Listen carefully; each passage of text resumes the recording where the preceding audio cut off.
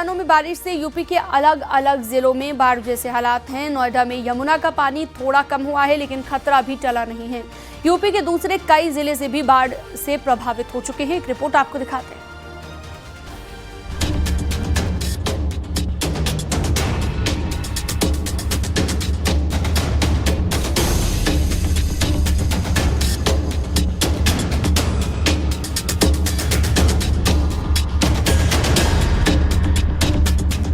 पहाड़ी क्षेत्रों में भारी बारिश होने से यमुना का पानी मैदानों में तबाही ला रहा है।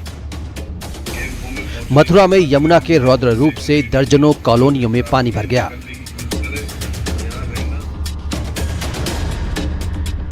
पिछले 3 दिनों से यमुना का जलस्तर लगातार खतरे के निशान के ऊपर चल रहा है। प्रशासन पूरी तरह अलर्ट मोड पर है। पीएसी और एनडीआरएफ रिक्विजिशन किया गया है और हमारे पास उपलब्ध है। कहीं भी कोई किसी प्रकार की आपात स्थिति आती है तो वहाँ ये लोग तत्काल एक्शन में आएंगे। इसके अतिरिक्त यमुना जी के तटों पर या ऐसे अन्य स्थान जहाँ पर कि जल जमाव हो गया है वहाँ पर ड्यूटियाँ लगाई गई हैं, बैरिकेडिंग कराई गई है कि वहाँ कोई ना जा सके। हम लोग निरंतर पीए सिस्टम के माध्यम से अपील भी करा रहे हैं। संगम नगरी प्रयागराज में एक बार फिर से बाढ़ का खतरा बढ़ गया है। गंगा और यमुना दोनों नदियों का जलस्तर तेजी से बढ़ रहा है। इस साल 5वीं बार बड़े हनुमान मंदिर के गर्भगृह में बाढ़ का पानी प्रवेश कर गया। संगम का ये नज़ारा है और ये बड़े हनुमान मंदिर का कॉरिडोर है, एक बार फिर से जलमग्न हो गया है। और इस साल 5वीं बार बड़े हनुमान जी को गंगा और यमुना नदियों ने स्नान कराया है, यानी कि अभिषेक कराया है। शुक्रवार देर शाम एक बार फिर से बड़े हनुमान मंदिर में जो गर्भगृह सामने है वहाँ पर बाढ़ का पानी पहुँच गया था और जिसके बाद अब यहाँ पर पूजा अर्चना के बाद मंदिर के कपाट बंद कर दिए गए हैं। और ये जो है मंदिर का सामने जो है मुख्य द्वार है और जहाँ पर सड़क थी अब वहाँ पर डीप वाटर बैरिकेडिंग लगाई गई है और बड़ी संख्या में श्रद्धालु यहीं पर आस्था की डुबकी लगा रहे हैं। आगरा में यमुना नदी का पानी प्रसिद्ध तीर्थ बटेश्वर महादेव मुख्य मंदिर की दहलीज तक पहुंच गया। मंदिर पर पानी आने से कई दुकानदारों को नुकसान हुआ। निचले इलाकों में कई गांव खाली कराए गए। ताजमहल के पीछे बने दशहरा घाट पर किसी को नहीं जाने दिया जा रहा। जल, पुलिस और बाढ़ चौकियों को अलर्ट रहने के निर्देश दिए गए हैं। जो जगह है ये दशहरा घाट कही जाती है। ताजमहल के ठीक पीछे की ये जगह है। यहाँ पर पर्यटक आते हैं तो वो पीछे से ताजमहल का दीदार करते हैं।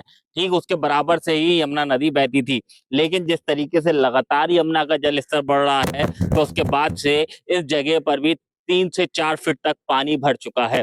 आलम यह है कि अब यहाँ पर पर्यटकों के साथ आम इंसान की आवाजाही पर रोक लगा दी गई है। दिल्ली में यमुना का जलस्तर कुछ कम होने का असर नोएडा में भी दिखा, लेकिन बाढ़ का खतरा अभी भी बना हुआ है। सड़कों पर ट्रैक्टर दौड़ रहे हैं।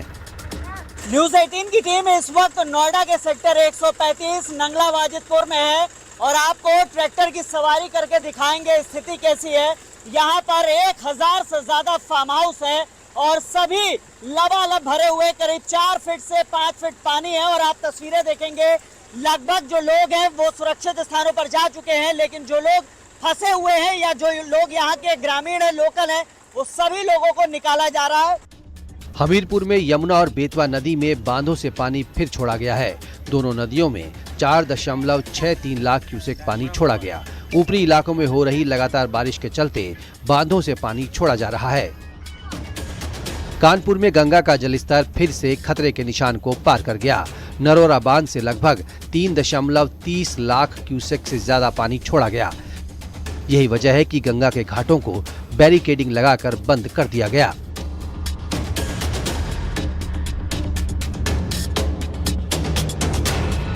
यहाँ बैरिकेडिंग लगा दी गई है, बल्लियां लगाई और उसके बाद पुलिस के जवान, पुलिस के ऑफिसर्स, सेक्टर ऑफिसर्स इंचार्ज यहाँ और यहाँ तक कि गोताखोरों को भी तैयार करके रखा गया है कि अगर कोई अप्रिय घटना होती है तो उसके लिए पूरी टीम तैयार बैठी है। और वहीं पुलिस के जवान यहाँ मुस्तैद हैं। महिला पुलिसकर्मी यहाँ सीटी बजा बजा के उन लोगों को इंडिकेट कर रही है कि घाट की तरफ ना आए और लगातार राउंड द क्लॉक पुलिस के सब इंस्पेक्टर, कांस्टेबल यहाँ मौजूद हैं, क्योंकि गंगा का जैसे जैसे जलस्तर बढ़ेगा वैसे वैसे इनकी परेशानी बढ़ेगी। इटावा में चंबल और यमुना नदी एक बार फिर उफान पर है। संपर्क मार्ग पर पानी भरने से भारेश्वर और चकरपुरा गांव का रास्ता बंद हो गया। हालात ऐसे ही रहे तो कई गांवों का तहसील मुख्यालय से संपर्क टूट सकता है।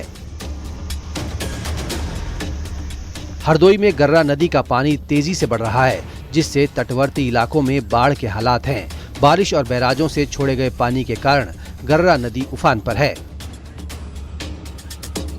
बागपत के शहर कोतवाली क्षेत्र में लगातार बारिश की वजह से 2 मकान गिर गए। हालांकि गनीमत रही कि मकान गिरने से कोई जनहानि नहीं हुई। Bureau report, news 18, UP, Uttarakhand.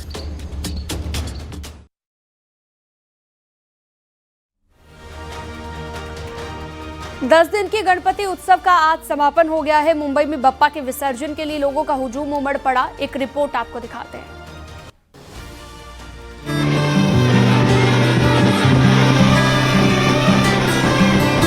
Bappa की विदाई के साथ गणेश उत्सव समापन की तरफ बढ़ा। महाराष्ट्र से लेकर हैदराबाद की फिजा में गणपति बप्पा मोरया गूंज उठा। खासकर मुंबई में तो अलग ही रौनक दिखाई दी। सैकड़ों की संख्या में गणेश जी के भक्त उनकी प्रतिमा के साथ बढ़ते चले गए। बप्पा के जाने का दुख तो मन में था, किसी की आंखें नम दिखीं, लेकिन एक साल बप्पा फिर से सबके बीच आएंगे और भक्तों की मुराद पूरी करेंगे। इसी तसल्ली के साथ श्रद्धालु विघ्नहर्ता को विदाई दे रहे थे। मुंबई में तो बप्पा के दर्शन के लिए लोगों का सैलाब उमड़ पड़ा। मुंबई में सबसे ज्यादा लाल बाग के राजा पर श्रद्धा रखते हैं।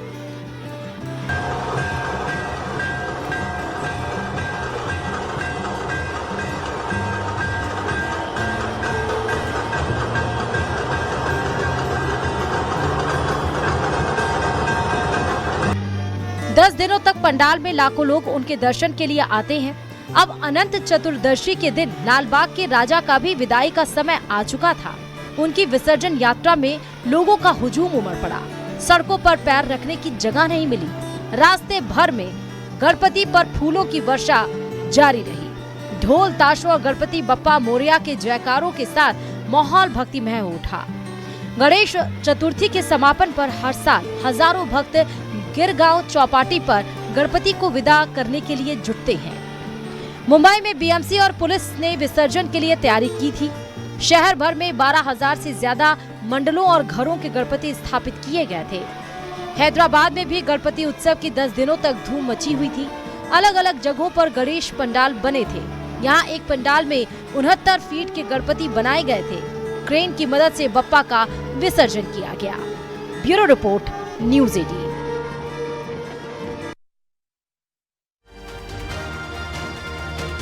और रुकते एक छोटे से ब्रेक के लिए, फौरन लौटेंगे।